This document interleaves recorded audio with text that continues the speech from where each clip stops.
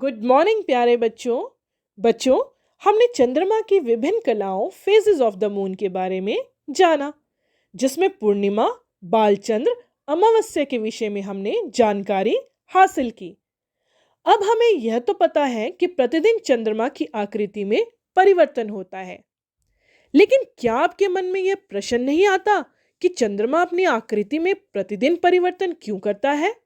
Why does the moon change in shape every day? इस प्रश्न का उत्तर जानने से पहले कुछ एक चीजों के विषय में आपको जानकारी होनी चाहिए। मुझे उम्मीद है कि आप सबको अवश्य ही ये जानकारी होगी, लेकिन एक बार हम थोड़ा सा रिकैप करेंगे। बच्चों, आपने रेवोल्यूशन, परिक्रमा और रोटेशन, घूर्णन, इन शब्दों के बारे में सुना है।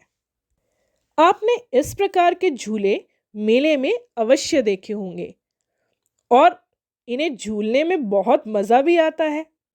बच्चों, अगर आपने ध्यान से इस प्रकार का झूला देखा है तो आप देखेंगे कि इसमें एक स्टैंड होता है और झूले इसकी चारों तरफ घूमते हैं।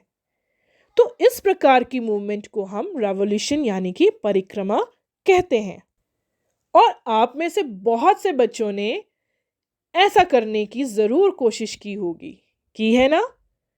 तो इस प्रकार की मूवमेंट को हम कहते हैं रोटेशन यानी कि घूर्णन। आप जानते हैं कि सन स्टेशनरी है और अर्थ यानी कि पृथ्वी, जो कि एक ग्रह है, इसकी परिक्रमा करती है। आप स्क्रीन पर देख रहे हैं ना कि अर्थ पृथ्वी सूर्य के चारों ओर कैसे परिक्रमा करती है, कैसे रेवोल्यूशन कर रही है। आप ये भी अच्छे से जानते हैं कि चंद्रमा पृथ्वी का प्राकृतिक उपग्रह है। Moon is the natural satellite of earth. और उपग्रह जो होते हैं वो ग्रह की परिक्रमा करते हैं।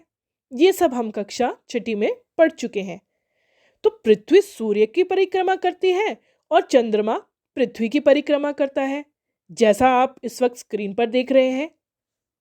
और आप ये जानते हैं कि पृथ्वी सूर्य की परिक्रमा करते हुए अपने अक्ष पर भी घूर्णन करती है और इसी प्रकार चंद्रमा भी अपने अक्ष पर घूर्णन करता है। तो ये कंसेप्ट आपको क्लियर है ना कि जब हम रेवोल्यूशन यानी कि परिक्रमा की बात कर रहे हैं तो हम किस विषय में बात कर रहे हैं, और जब हम रोटेशन यानी कि घूर्णन के विषय में बात करेंगे तो हम किस विषय में बात कर रहे हैं। हम ये पढ़ चुके हैं कि चंद्रमा का अपना प्रकाश नहीं होता, इट इज नॉट ल्यूमिनस। तो ये चमकता कैसे है? जी हाँ, सूर्य के प्रकाश से। तो इसका मतलब है कि हम चंद्रमा का वही भाग देख पाएंगे जिस भाग से सूर्य का परावर्तित प्रकाश हम तक पहुंचता है। और ये सब परिक्रमा और घूर्णन के कारण हो रहा है। आप स्क्रीन में देख रहे हैं कि किस प्रकार हम पृथ्वी से चंद्रमा का केवल वही भाग देख पा रहे हैं जिस पर सूर्य की रोशनी पड़ रही है और चंद्रमा उसे परावर्तित कर रहा है। आइए देखें, अमावस्या यानी कि न्यू मून डे पर सूर्य, चंद्रमा तथा पृथ्वी की स्थिति क्या रहेगी।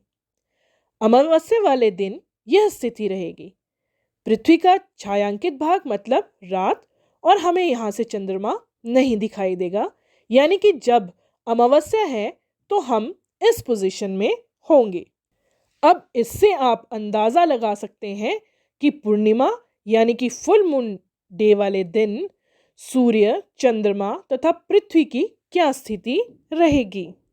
बच्चों, अमावस्या के पश्चात पृथ्वी से देखने पर प्रतिदिन चंद्रमा के प्रदीप्त भाग में वृद्धि होती जाती है और पूर्णिमा के पश्चात पृथ्वी से देखने पर चंद्रमा का सूर्य द्वारा प्रदीप्त भाग प्रतिदिन आकार में घटता जाता है।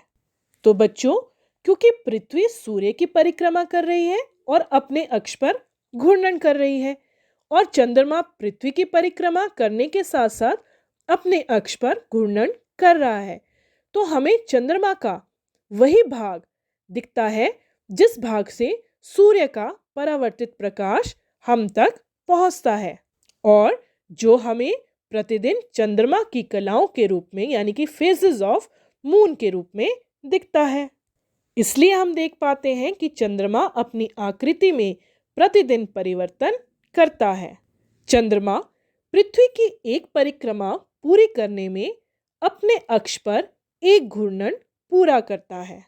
इसलिए हमें 15 डेज के बाद न्यू मून और 15 डेज के बाद फुल मून दिखता है। और बच्चों, इसके साथ एक इंटरेस्टिंग बात यह है कि हम पृथ्वी से चंद्रमा के पीछे की ओर के भाग को कभी नहीं देख पाते।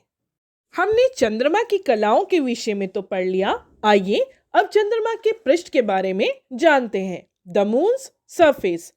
अब जानते हैं अंतरिक्ष यात्रियों ने जब चंद्रमा पर कदम रखा तो उन्होंने चंद्रमा के पृष्ठ को धूल भरा तथा निर्जन पाया। The moon surface is dusty and barren. उस पर विभिन्न आमापों के गर्त यानी कि गड्ढे हैं। There are many craters of different size. इस पर बहुत से खड़ी ढाल वाले ऊंचे पर्वत भी हैं। It also has a large number of steep and high mountains. बच्चों, जैसे ऊंचे ऊंचे पहाड़ आप धरती पर देखते हो ना, उससे भी ऊंचे ऊंचे पहाड़ चंद्रमा पर मौजूद हैं। इनमें से कुछ पर्वत तो ऊंचाई में पृथ्वी के सर्वाधिक ऊंचाई के पर्वतों के समान है। तो आप कल्पना कर सकते हो कि चंद्रमा पर कितने ऊंचे पहाड़ हैं। चंद्रमा पर ना तो वायुमंडल है और ना ही जल। जैसे आप जानते हो ना कि हमारी पृथ्वी पर तो वायुमंडल है ना, लेकिन चंद्रमा पर कोई वायुमंडल नहीं। बच्चों, क्या आप मुझे बता सकते हो कि चंद्रमा पर हमें कोई ध्वनि सुनाई दे सकती है या नहीं? जल्दी से सोचिए। आप जानते हैं कि जब कोई माध्यम नहीं होता तो ध्वनि गमन नहीं कर सकती। ये बात आपने विज्ञान के पाठ 13 ध्वनि में पढ़ी है। तो फिर चंद्रमा पर हम किसी ध्वनि को कैसे सुन सकते हैं जब वहाँ कोई माध्यम ही नहीं, जैसे कि कोई वायु नहीं, जल नहीं, ठीक है ना? तो हम वहाँ पर कोई ध्वनि नहीं सुन सकते। बच्चों, चंद्रमा पर सबसे पहले अपना कदम रखने वाले अंतरिक्ष यात्री का नाम नील आर्मस्ट्रॉन्ग है। 21 जुलाई 1969 को अमेरिका के अंतरिक्ष यात्री नील आर्मस्ट्रॉन्ग ने सबसे पहले चंद्रमा पर अपने कदम रखे। On July 21, 1969, the American astronaut Neil Armstrong landed on the moon for the first time. उनके बाद एडविन एल्ड्रिन चंद्रमा पर उतरे। He was followed by Edwin Aldrin. सबसे प्रदीप्त वस्तु जो आपको रात्रि के समय आकाश में दिखाई देती है वो है चंद्रमा। बच्चों, और अन्य कौन सी चीज है जो आप चंद्रमा के साथ रात्रि के आकाश में देखते हो? जी हाँ, असंख्य टिमटिमाते तारे, ट्विंकलिंग स्टार्स। इन्हें हम ट्विंकलिंग स्टार्स इसलिए कहते हैं क्योंकि कई बार ये हमें बहुत ज़्यादा ब्राइट, चमकीले लगते हैं और कई बार इनका प्रकाश यानी कि इनकी ब्राइटनेस थोड़ी सी कम हो जाती है। तभी तो जब आप रात्रि के समय आकाश में देखते हो तो ये सभी तारे आपको समान रूप से चमकीले नहीं लगते। कुछ तारे अधिक चमकते हुए दिखाई देते हैं और कुछ कम चमकते हुए दिखाई देते हैं। बच्चों, क्या आपने सोचा है कि ये तारे हमें दिन में क्यों नहीं दिखाई देते? क्या दिन के समय आकाश में ये तारे नहीं होते होंगे? वास्तव में दिन के समय भी आकाश में तारे होते हैं, लेकिन उस वक्त सूर्य के तीव्र प्रकाश के कारण ये तारे हमें दिखाई नहीं देते।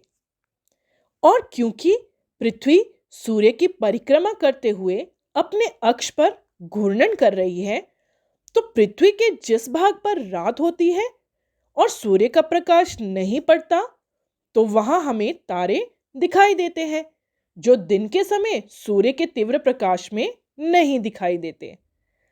तो इसका मतलब हुआ तारे जो हैं वो हर वक्त आकाश में हैं, लेकिन सूर्य के तीव्र प्रकाश के कारण वो हमें दिन में नहीं दिखाई देते, इसलिए वो हमें रात को दिखाई देते हैं।